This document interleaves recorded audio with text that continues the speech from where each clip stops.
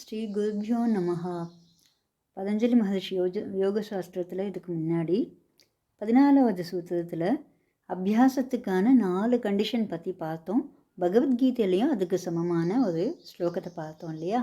இவ்வளோ கஷ்டமான அபியாசத்தை நம்ம பண்ணுறதுனால நமக்கு என்ன பிரயோஜனம் அப்படிங்கிற ஒரு எண்ணம் நம்மளுக்கு மனசில் வரலாம். அதுக்கு உண்டான பதில் இதோ இந்த திருக்குறளில் இருக்குது. ஒருமையுள் ஆமை போல் ஐந்தடக்கல் ஆற்றின் எழுமையும் ஏமா புடைத்து அப்படிங்கிறது தான்.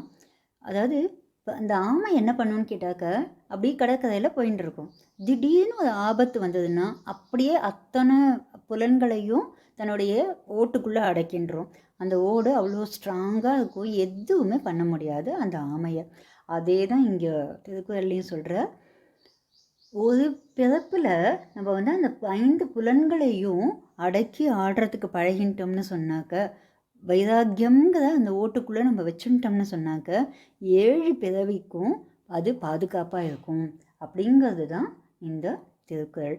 ஸோ இப்போ பகவத்கீதையில் கூட இதே மாதிரியான ஒரு ஸ்லோகம் இருக்குது. 2வது அத்தியாயத்தில் 58வது ஸ்லோகம் அது. யதா சம்ஹரதே சாயம் கூர்மோங்கானீவ சர்வஷः இந்திரியாணி இந்திரியார்த்தேபியः தஸ்ய பிரக்ஞா பிரதிஷ்டிதா அப்படின்னு சொல்லிட்டு, கூர்மம் அப்படின்னு சொன்னாக்க ஆமை.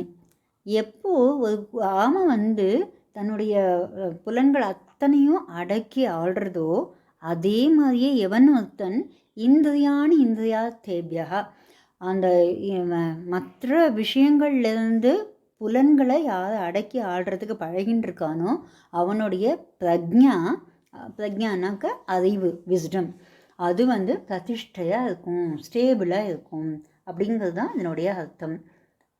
அதாவது எவன் ஒருத்தன் ஆமை மாதிரி தன்னுடைய புலன்களை அடக்கி ஆடுறதுக்கு, விஷயங்கள்லேருந்து அடக்கி ஆடுறதுக்கு பழகின்றிருக்கானோ அவனுடைய பிரக்ஞா பிரதிஷ்டமாக இருக்கும்.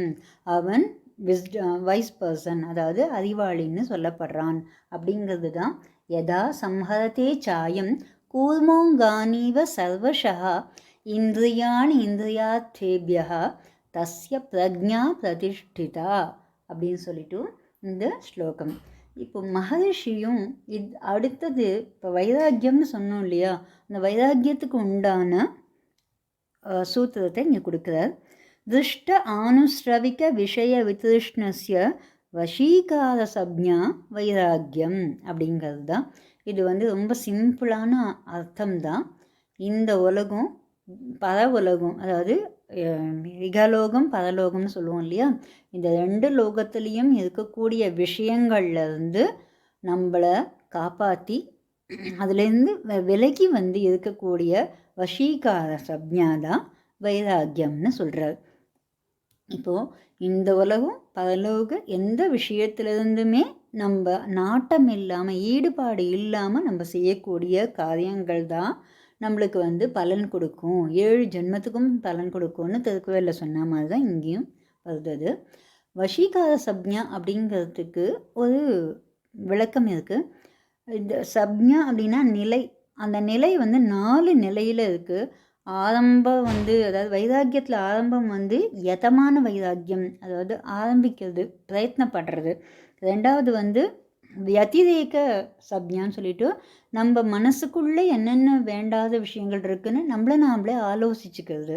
3வது ஸ்டெப்பு வந்து ஏகேந்திரிய வைராக்கியம்னு சொல்லிட்டு அந்த இந்திரியங்கள் பழகியிருக்கும் இல்லையா, நான் வந்து பார்க்கக்கூடாது கேட்கக்கூடாது அப்படின்னு நினச்சிருந்தா கூட இதுக்கு முன்னாடி பழைய சம்ஸ்காரங்களாலேயோ ஏதோ ஒன்றத்தில் பழகியிருக்கும் இல்லையா, அதனால வரக்கூடிய மிஸ்டேக்ஸ் எல்லாமும் நம்ம ஆலோசிச்சுட்டு, ஸோ அந்த இந்திரியங்களையும் இதில் நீ ஈடுபடாதன்னு சொல்லிட்டு பழக்கக்கூடியது 3வது. 4வது தான் இது எல்லாம் சேர்ந்து ஒன்றா வரக்கூடியது.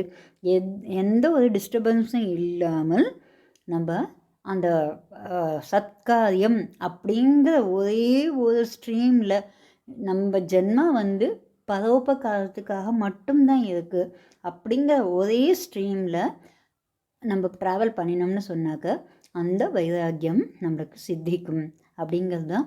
திருஷ்ட ஆனுஸ்ரவிக விஷய விதிருஷ்ணஸ்ய வசீகார சப்ஞா வைராக்கியம் அப்படிங்கிறது இந்த சூத்திரம். இது வந்து இது இன்னும் வைராக்கியம்னா என்ன ஏது அப்படிங்கிறத பொறுமையாக சிம்பிளாகவும் இன்னும் சொல்லப்படாது. இன்னும் 2-3 சூத்திரங்கள் கொஞ்சம் இதுவாக இருக்கும். அது ஒரே நாளில் பார்த்துட்டு அப்புறமா ஈஸ்வர சரணாகதி அப்படிங்கிறத பற்றியும் பதஞ்சலி ரொம்ப அழகாக சொல்லப்படுறார். ஈஸ்வரன்னா யார் அப்படிங்கிறதையும் அந்த வழியாகவும் நம்மளுக்கு காமிக்கப்படுறார். நம்ம மெதுவாக அதெல்லாம் பார்க்கலாம்.